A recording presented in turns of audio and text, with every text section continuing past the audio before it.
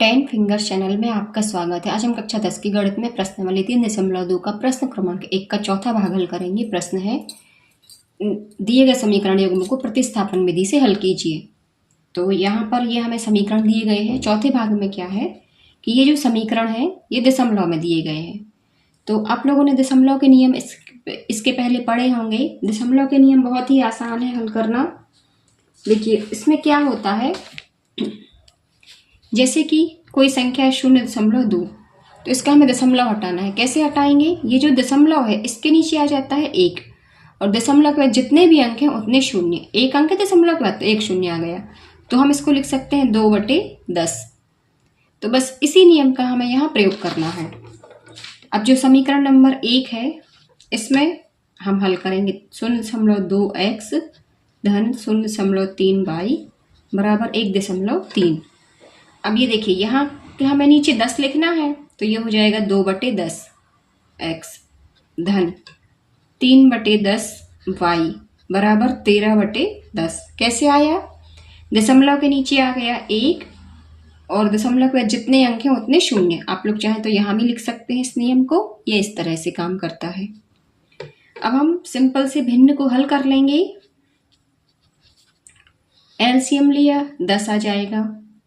ये है 2x धन 3y बराबर 13/10। अब देखिए दोनों तरफ से ये 10 को हम सीधे भी काट सकते हैं और चाहे तो तिर्यक गुणा करके काट सकते हैं। यदि आपको सीधा सीधा काटना समझ में नहीं आ रहा, तिर्यक गुणा देख लीजिए कैसे करना है। तो इसमें हम क्या करेंगे, 2x धन 3y।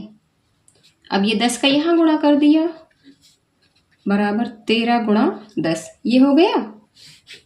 बस इस 10 को हम इसके नीचे लाके 2x धन 3y बराबर 13 गुणा 10/10, इसको पक्षांतर कर देंगे। 10 को गुणा में है तो भाग में आ जाएगा। अब ये 10 से 10 काट दिए, और नहीं तो सीधा सीधा आप लोग काटना सीखिए। ये नीचे से दोनों 10 कैंसिल हो जाएंगे, तो हमारे पास क्या बचेगा अब यहाँ 2x धन 3y बराबर 13। इसी को हम यहाँ लिख लेते हैं 2x धन 3y बराबर 13। बहुत ही सिंपल है इसको करना। तो ये हो गया हमारा समीकरण नंबर 3। अब समीकरण नंबर 2 को हल करेंगे। ये है 0.4x धन 0.5y बराबर 2.3। तो यहाँ आ जाएगा 4/10x धन 5/10y बराबर 23/10। इसको हल करना आई होप समझ में आ गया होगा। 0.4 को हल करना है तो दशमलव के नीचे 1 और जितने भी अंक हैं उतने 0, दशमलव के जितने अंक हैं उतने 0। तो ये हो जाएगा हमारा, एलसीएम लिया 10 आ गया, 4x धन 5y बराबर 23/10। ये देखिए 4x धन 5y/10, ये तो 10 एलसीएम आ गया था और ये वाला भी 23/10 वैसे ही रहेगा। 10 से 10 कट जाएंगे तो यहाँ आ जाएगा 4x धन 5y बराबर 23। ये हो गया समीकरण नंबर 4। अब जो हमारे मेन समीकरण है जिनको हमें हल करना है वो है समीकरण नंबर 3 और 4। तो इन दोनों को हमें हल करना है प्रतिस्थापन विधि से। तो पहले तो दोनों को हम साथ में लिख लेते हैं। ये हो जाएगा 4 तो यहाँ लिखा ही है, 3 को भी हम यहीं पर लिख लेते हैं। 2x धन 3y बराबर 13। यह है समीकरण नंबर 3। अब देखिए समीकरण नंबर 3 से हम x का मान बना के समीकरण नंबर 4 में रख देंगे। यहां से ये हो जाएगा हमारा 2x बराबर 13 ऋण 3y। तो x बराबर हो जाएगा 13 ऋण 3y/2। यह है समीकरण नंबर 5।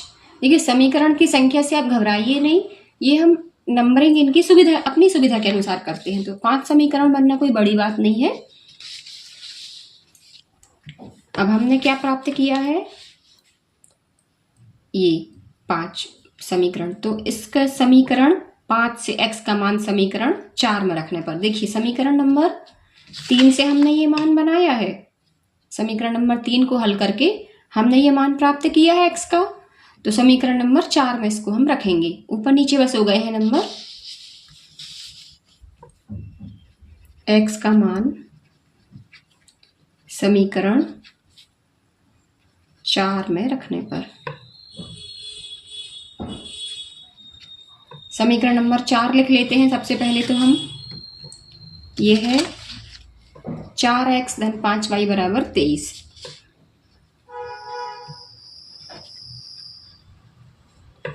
और x का मान हमें मिला है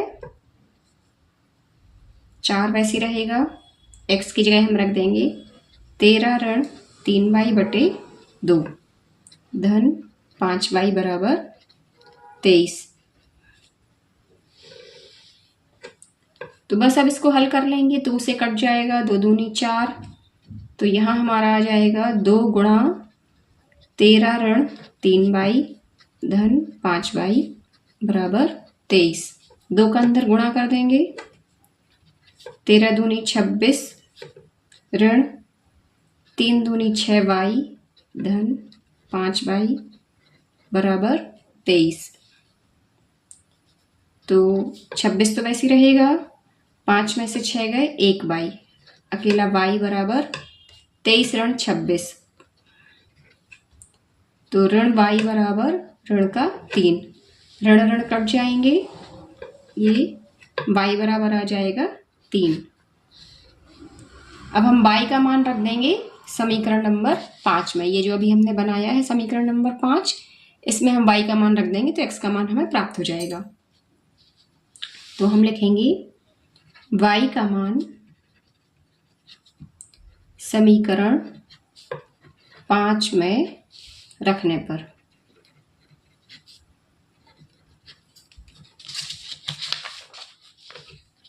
समीकरण नंबर 5 है हमारा,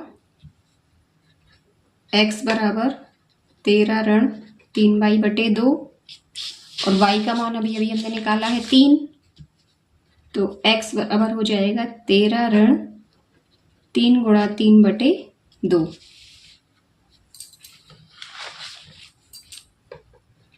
x बराबर आ जाएगा 13 ऋण 9 बटे 2। ये हो जाएगा 4 बटे 2, तो x बराबर आ जाएगा 2। अब हम आंसर लिख देते हैं, x बराबर 2 और y बराबर 3। यह आ गया हमारा आंसर। आंसर आप लोग जरूर लिख के आएँ, इससे आधा नंबर जो कटने की गुंजाइश होती है वो ख़त्म हो जाती है और आपका इम्प्रेशन भी अच्छा पड़ता है। तो बहुत ही आसान सा प्रश्न है, दशमलव के कारण बच्चे कंफ्यूज हो जाते हैं। तो आप लोग बस थोड़ा सा सॉल्व कीजिए, प्रैक्टिस कीजिए, बनेगा आपसे। और कहीं कोई प्रॉब्लम हो तो आप मुझे कमेंट्स में पूछ सकते हैं। फिर मिलते हैं नेक्स्ट वीडियो में, तब तक के लिए जय हिंद, वंदे मातरम।